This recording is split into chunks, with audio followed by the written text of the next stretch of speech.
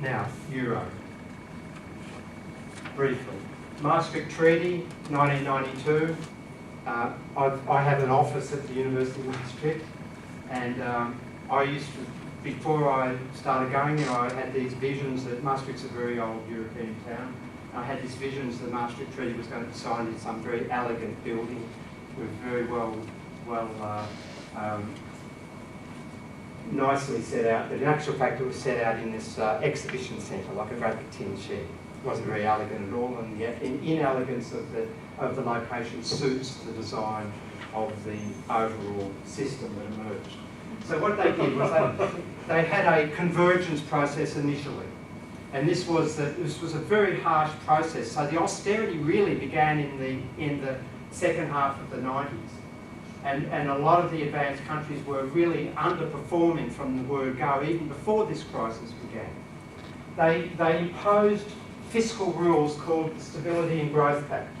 And these are these famous rules that the public debt ratio will be 60% and no more of GDP, and the budget deficit, both structural and cyclical together, will be no more than 3%. And it's quite interesting if you know the literature, and I've been following this literature almost all my career, that there was no scientific, plausible, evidence-based justification for these fiscal rules. These were just made up. And subsequently, of course, once people started to criticise them in the late 90s, some 7 or 6 years after the fact, the European Commission started to do research trying to justify these rules ex post. So they're totally arbitrary and they're totally dysfunctional once you understand the way in which budget deficits move according to the business cycle. And I'll talk about that in a second. The other feature of the European Monetary Union was that all the member states agreed to use a foreign currency. So Australia uses the Australian dollar, which it issues under monopoly conditions and is the sole issuer. All the member states in the European Monetary Union agree to use the foreign currency, which is the euro, that none of them issue it. So they become revenue constrained immediately by the fact that they're using a foreign currency. If Australia dollarised, used the US dollar, we would be in the same position. They ceded monetary policy from the national central banks, who previously had all the capacities that the Reserve Bank had, that is to maintain liquidity in the system, set interest rates according to local conditions.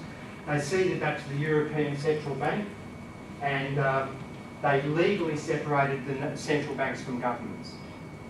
So, major step, the European Central Bank then became a one-size-fits-all monetary policy, because central banks only do one thing in terms of main policy, that is set the interest rate. These days they're doing a lot of non-standard operations, but that wasn't anticipated at the time.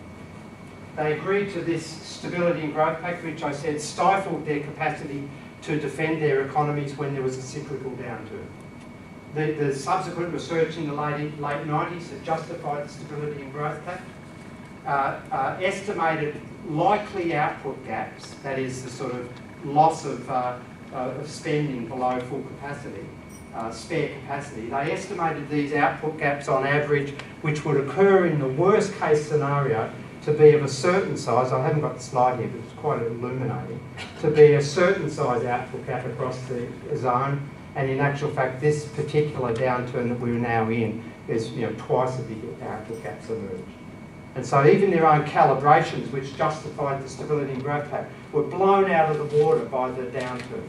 And what that means is that even for most of the countries, the cyclical component of their deficits, that is the components that occur because of the loss of tax revenue when the economy starts going into recession, the cyclical components swamped the Stability and Growth Pact rules of 3%, without the governments doing anything to defend their economies. It was just the sheer size of the cycle downturn that caused their budget deficits to rise beyond their fiscal rules.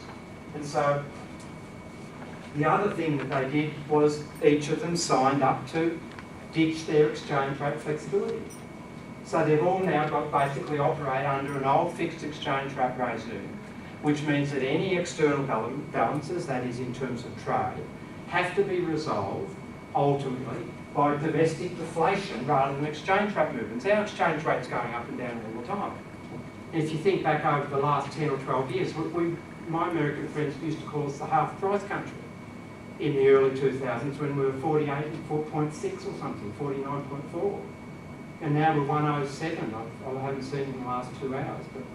But, and you know, our exchange rate goes up and down to reflect our external situation. And that leaves the government uncompromised to set interest rates the way they want them for the domestic economy and to set fiscal policy to pursue public purpose. The European Monetary Union member states can't do that because they're fixed their exchange rate. And that's why they've got all this massive campaign to have what they call internal devaluation, otherwise known as trample over workers' rights and conditions and impoverish those who used to have secure employment and satisfactory wages. Purely by design. All of those data that I showed you at the beginning was just, that's all deliberately contrived by this system. The economists that advised them, invented this, came out with this concept called an optimal currency area. And they said the reason we've got to have this monetary union is because optimal currency areas are optimal. They're the best way to combine member states into a single currency. But the literature actually has a whole range of conditions, which I won't go into, but there's some of them there. Most important one here, for an optimal currency union. And of course, the EU elites decided to avoid setting it up as an optimal currency union, but also could never have done it because of various discrepancies across the member states. But this is the killer. They chose, under pressure from the then Bundesbank, not to have a federal fiscal authority. Now imagine Victoria, I live in New South Wales, imagine we're like Greece and Italy in other words, but without the Australian government. And so if we have a major shock in one of our states, you can bet your damn life that the federal government will make sure, even just for political reasons other than for anything else, will make sure they use their fiscal capacity to get resources into that particular state to make sure that it doesn't get left behind. That's the nature of a federal monetary system. The Europeans decided to leave that bit of it out. And the reason they left it out, if you read the literature closely, is because they wanted to discipline the member states in terms of what they could do with their fiscal capacities. They wanted to make it hard for the member states to spend. And so the reasoning behind the omission was ideological. The import of it is a totally dysfunctional system. It cannot meet what we call asymmetric demand shocks. So what happened was the asymmetric demand shocks, these are shocks that occur across a region of united states, or, you know, the European countries are like Australian states without the federal government. We had this massive asymmetric shock, and of course there was nothing to deal, no capacity to deal with it. And as soon as the shock caused the budget deficits to go above the Stability and Growth Pact thresholds, then the EU elite said we've got to have fiscal austerity and get these fiscal parameters under control. Briefly, period of stability. So leading up to the crisis, the Germans worked out very early. If you understand, if you know what the German economy, how that's been managed over the years, the Bundesbank has been very aggressive in managing the exchange rate. This is before the EMU. It was very aggressive in managing the exchange rate to make sure that the German manufacturing industries were as competitive as possible in world markets. And the whole history of the Bundesbank is manipulating the Deutschmark to make sure that the manufacturing and exporting sectors were very competitive. Of course, when they went into the Eurozone, they couldn't do that any longer because they were using a foreign currency, which they couldn't manipulate. And so the way they worked out, well, all right, what we'll do is we'll have our internal devaluation ourselves in advance. And these were these harsh reforms in part. And if you look at what's gone on in Germany in terms of real wages growth and the casualisation of employment and the increased precariousness of employment in Germany leading up to the crisis, quite dramatic. And unit labour costs have been very flat in Germany, if not falling, while the rest of the countries just grew proportionally together. And of course the competitiveness gap was extreme. Germany just became so competitive relative to its member state partners. And it'd be like Victoria, suppressing real wages growth of its workers, ramping up productivity, making it really hard for workers to share in the income of the state, while the other states were paying their workers proportionally to productivity, enjoying better lives. It'd be like that. Of course Victoria would then outstrip New South Wales in exports between each other, if that's the way it worked. And this relates to this idea that, you know, we now hear this thing, well, the German model is the only way forward for Europe. Well, no, it's not. The German model is totally unsustainable, because the only way it could maintain economic growth when they're depressing domestic capacity to grow, which is what they were doing in this period, was to rely on export income, and export income, of course, relies on external deficits of the countries buying the exports. And because intra-Euro trade dominates, EMU trade dominates, of course, who are the bunnies buying all of the German exports? Well, Greece and Spain and Italy and all these other countries. The so-called profligate southerners, the fat, lazy Greeks, they were buying all the military machinery from German exporters, etc., to fuel their paranoia with Turkey. And that was giving Germany the largesse to grow, because if the rest of the member states had adopted the German strategy straight up, then there would have been a major recession in about 2003. And of course, with low interest rates imposed across the Union across the monetary system by the EMU, one size fits all, don't take into account any of the conditions in local member states, it's all one size, low interest rates were imposed. Of course, reduced private borrowing costs, the massive surpluses that were being generated in Germany because they were suppressing real wages growth, then headed south. And of course, it wasn't a surprise that Ireland and Spain and other countries boomed. But it was all illusory. It was all just a make-believe, and it could only last for some short period until the private sector realised that our balance sheets are just so precarious, we've got to stop this. And of course what happened was that I'm just rushing now, the US housing market. Same thing was happening in the US, by the way, the credit crunch. And it was, of course, the US housing market that brought it all unstuck. The dream collapsed when the housing market collapsed. Now, the correct response to a balance sheet recession, as I said, is to expand deficits. The governments in any country that's suffering a balance sheet recession has to support spending for 10, 15 years probably it takes to delever and restructure balance sheets.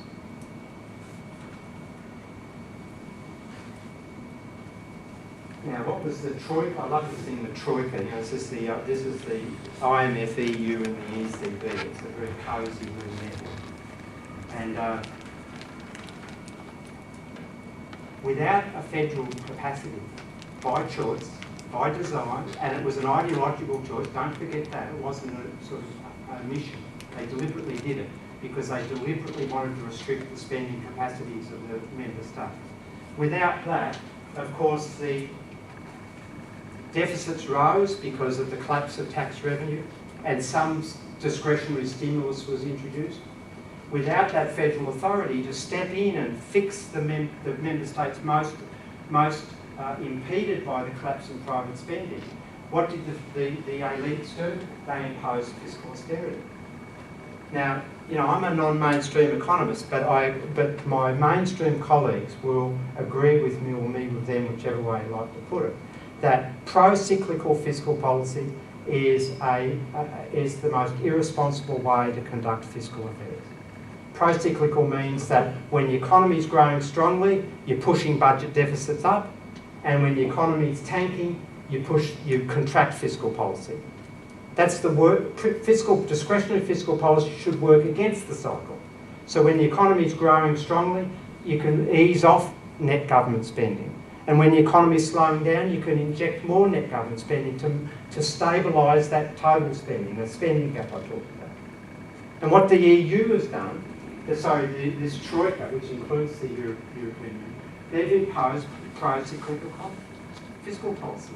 It's the anathema of responsible fiscal management. So they're observing, you saw the data at the beginning, they're seeing countries falling off cliffs.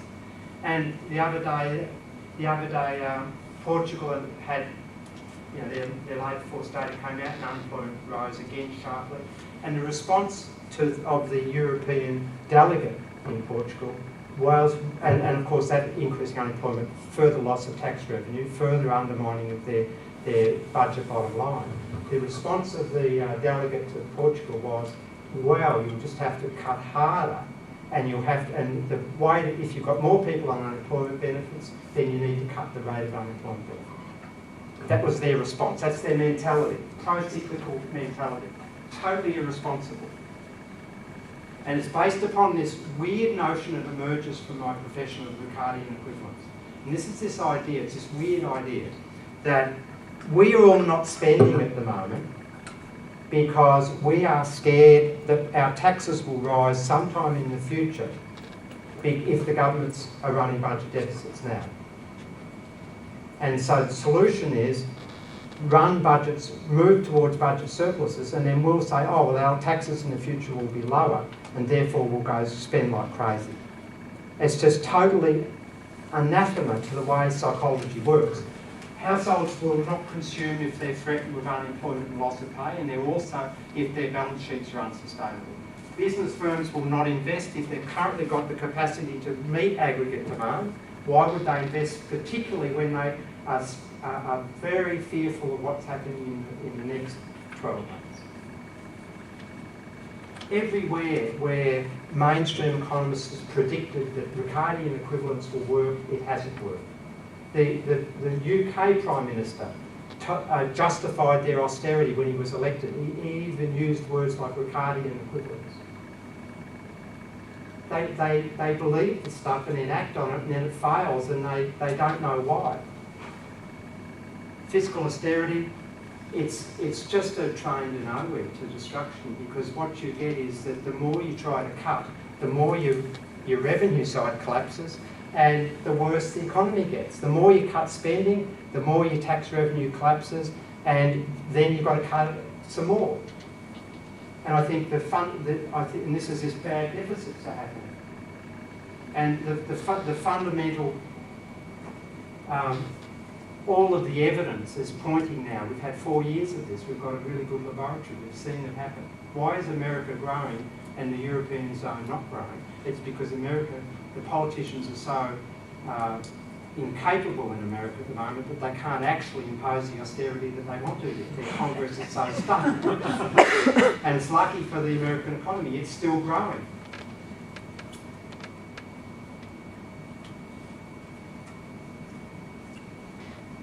I'm going to finish. The bailouts were ridiculous. I just want to focus for a minute on the role of the ECB and then I'll finish.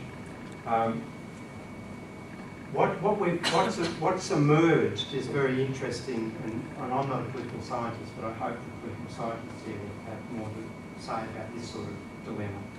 What's emerged is that the ECB is now playing a very interesting role.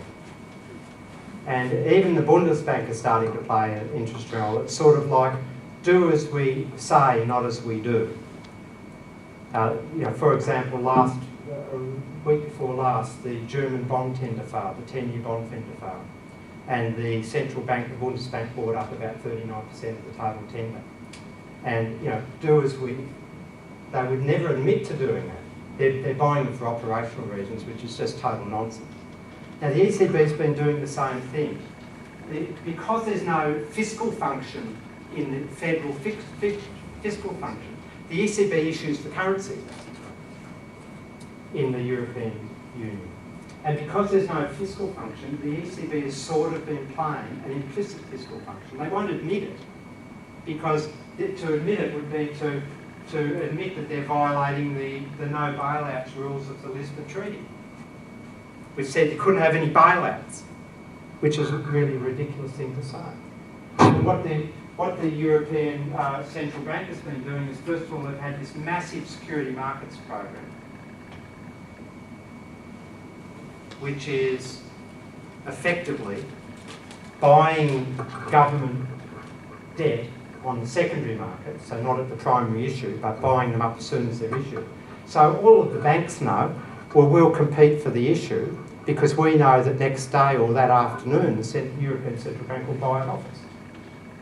In other words, the central bank has been funding the deficits in many countries, and that's the only reason that the whole system has not yet collapsed.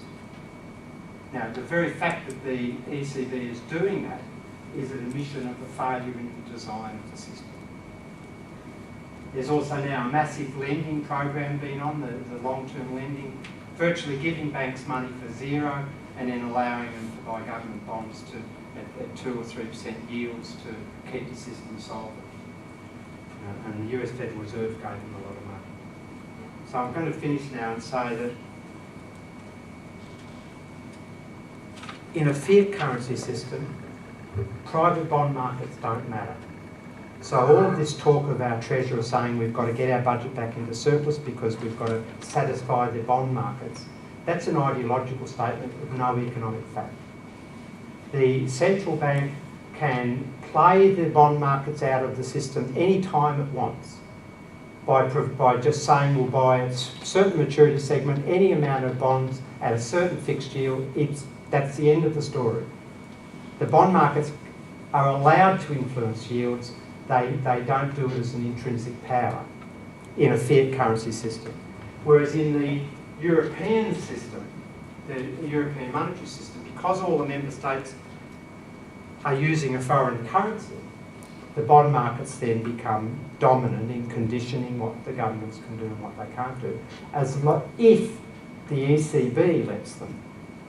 Now, the ECB has got the capacity to bail any government out that it wants, and the most sensible thing that it should be doing now is funding all the deficits that are needed to pump up growth. They're not going to get out of austerity by imposing more austerity. Austerity begets austerity. And even their obsession with these financial ratios, public debt ratios and budget to GDP ratios, they're all going to keep deteriorating as they grind their economies into the ground. So you've got only two options for the European system at the moment. None of the options that the Troika are pursuing. You've either impose a full federal system on it, that is, you create a central government with fiscal capacity to intervene and distribute demand shocks when they occur, negative and positive. You either do that, and my assessment of that is that that will be politically impossible to achieve, or you return to currency sovereignty and abandon the zone. Because the way they're pursuing it at the moment won't work. So my final statement is the only viable solution for the European Monetary Union is to have an orderly dismantling, not of the cheating way in which is occurring at the moment, where they conspire to undermine the private investors who have invested in Greek government bonds, have just taken a 70% haircut. In other words, they've dudded people who've invested in good faith. Not to do it that way, not to default in that way, but to basically have an orderly dismantling of the union and restore currency sovereignty, restore flexible exchange rates, and allow each of the member states to go their own way and to pursue their growth strategies in the way they want. Some countries won't do very well, others will do much better. The southern countries will do much better. Germany won't do quite as well as it has. Thank you.